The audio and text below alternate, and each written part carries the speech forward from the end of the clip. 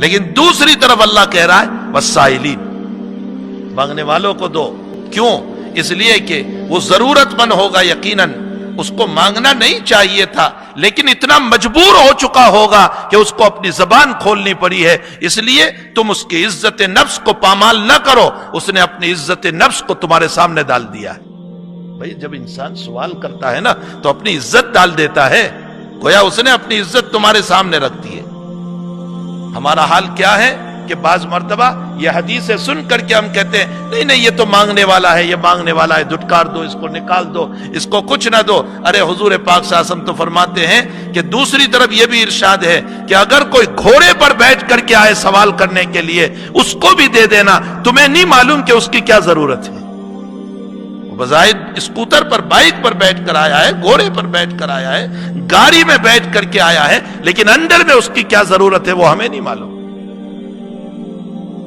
تو جہاں ایک طرف سوال کرنے سے منع کیا گیا، وہاں پر قرآن مالداروں کو یہ کہہ رہا ہے کہ مانگنے والوں کو محض اس بنیاد پر کہ مانگنے کے لیے کیوں آیا، دھٹکار کر کے نہ نکال دینا.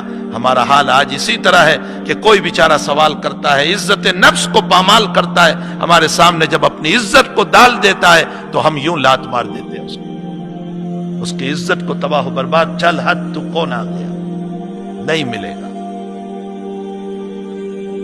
میری نگاہوں نے اس چھوٹی سی عمر میں میری نگاہوں نے ان دھتکارنے والوں کو بھیک مانگتے ہوئے بھی دیکھا ہے.